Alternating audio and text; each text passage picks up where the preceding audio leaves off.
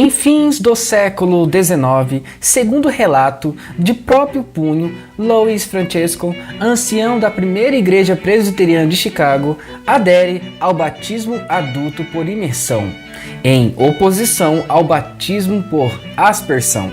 Francesco e alguns aderentes resolvem sair do sistema denominacional, rompendo com a anterior filiação presbiteriana, dando assim origem a uma comunidade livre que mais tarde seria chamada Assembleia Cristiana Italiana de Chicago. Posteriormente, em 1907, vem a inteirar-se acerca de um movimento em voga em Chicago, a Missão Pentecostal, sob a liderança de William Durham.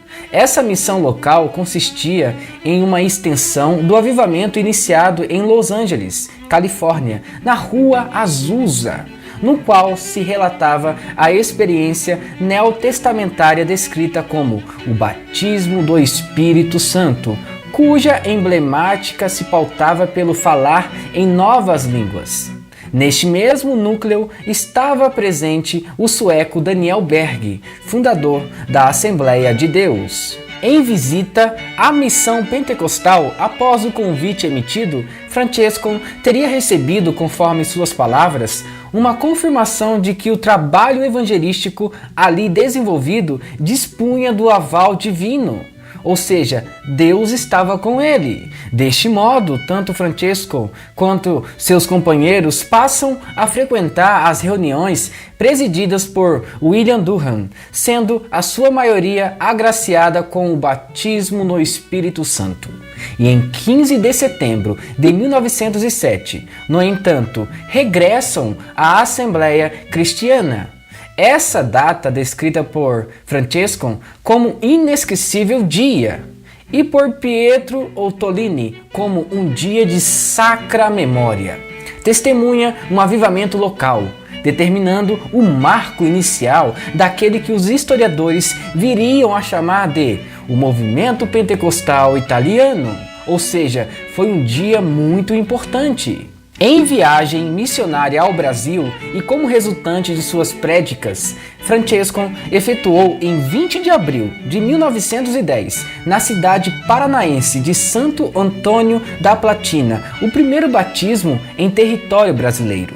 Na ocasião foram batizados o italiano Felício Mascaro e mais 10 aderentes. Depois, o pioneiro dirigiu-se à cidade de São Paulo, na qual conferiu o batismo a mais de 20 pessoas, sendo estas de origem presbiteriana, metodista, batista e católica romana. Em viagem de trem pela estrada de ferro Sorocabana, entre São Paulo e a pequena estação de Ourinhos, aberta em 1908, e Salto Grande com destino a Santo Antônio da Platina, Louis Francesco tomou conhecimento que em Sorocaba havia um distrito por nome de Votorantim e que a colônia de imigrantes italianos era significante no vilarejo. Em Votorantim, conheceu Angelo de Sieni e deixou a semente plantada, deixando com ele um inário e uma Bíblia. Louis Francesco voltou ao Brasil em 1918 e em Votorantim já encontrou os irmãos reunidos em uma casa. Além do italiano Angelo de Sieni, a família Ribeiro aceitou a nova religião. Eram duas famílias que formavam o primeiro grupo de oração na Vila Operária. Começava a nascer em Votorantim a primeira congregação cristã no interior do estado de São Paulo e a terceira no Brasil, espalhando para Sorocaba, Piedade, Salto de Pirapora e toda a região circunvizinha de Votorantim. Devido à perseguição da direção da fábrica de tecidos que pertencia ao grupo SA Indústrias Votorantim, não permitia barulho na vila. Os irmãos passam a reunir-se fora da vila, na casa do irmão Benedito Ribeiro, no começo da antiga rua Vossoroca, que futuramente doaria o terreno onde hoje é a congregação central de Votorantim. Majoritariamente italiana, até a década de 1930, a Congregação Cristã veio a ampliar a sua membresia, estendendo-se a outras etnias.